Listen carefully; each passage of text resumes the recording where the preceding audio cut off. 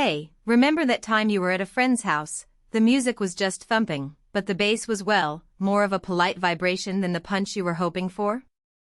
I've been there, and the last thing you want is to drop a lot of cash on a sub that sounds great on paper but just fizzles out in your own garage. That hesitation wondering if the sub you're eyeing will actually fill the room, or if you'll end up with a pricey paperweight is real. If you're on the fence about the Sundown Audio ZV6 stick around.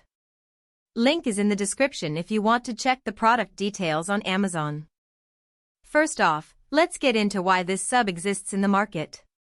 The 15-inch, dual voice coil version is aimed squarely at enthusiasts who want massive low-frequency output without having to stack multiple enclosures.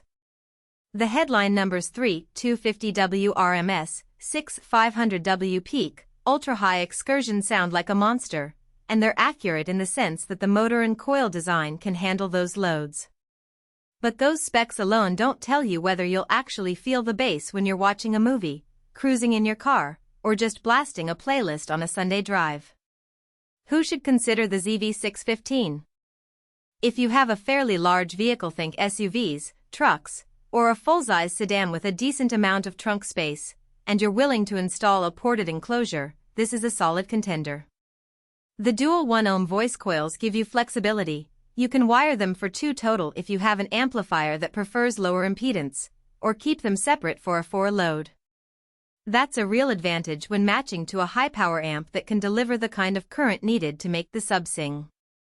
Also, if you're the type who likes your bass to be felt rather than just heard, like when you're listening to hip-hop or EDM and want that rumble in the seats, this unit's high Excursion cone can deliver that tactile experience.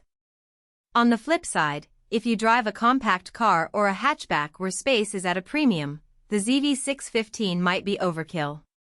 The sub needs a sizable ported box, usually around 2.5 cubic feet for optimal performance. Trying to squeeze it into a cramped space will either force you into a sealed box, drastically reducing its output, or you'll have to compromise on the port tuning, which can make the bass sound boomy or sloppy. So for city commuters or people who just want a modest bump without a massive upgrade, there are smaller 12-inch options that would be more sensible. Let's talk about the real-world strengths. When you pair this sub with a decent power amp, say, a 500-watt RMS multi-channel unit, the first thing you'll notice is the depth of the low end. I tested a similar setup in a 2018 Chevrolet Silverado. With the doors closed and windows up, the sub produced a clean, steady rumble that you could feel through the steering wheel and floor mats, especially around 45 Hz. That's the kind of bass that makes a movie's explosion scenes feel immersive. Another practical scenario, highway cruising. At 65 miles per hour, the road noise can drown out lower frequencies, but the Sundown's high Excursion kept the bass audible without the amp having to work overtime. In other words, it gave you more headroom, which translates to a cooler run and less chance of clipping during peak moments. Now for the weaknesses that matter when you actually live with this sub day to day. The first is heat. Even though Sundown includes cooling vents and a robust motor, a 15-inch driver handling over 3 kilowatts will still generate a lot of heat in traffic jams. If you regularly do stop-and-go driving, you'll want to keep an eye on the enclosure temperature. Some users have reported needing to add a small fan or extra venting to keep the sub from overheating after long city trips. Secondly, the ported enclosure requirement isn't just a suggestion, it's essential for achieving the rated SPL.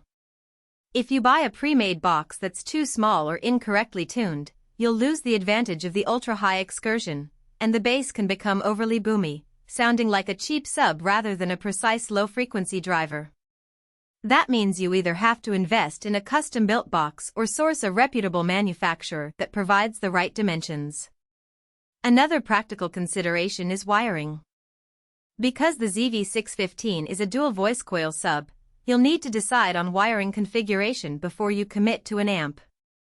If you accidentally wire it for the wrong impedance, you could either starve the sub of power, leading to weak output, or overload the amp, possibly causing distortion or even damage. The good news is Sundown includes a clear wiring guide, but it does require a moment of planning, something you might overlook if you're just looking for a plug-and-play solution.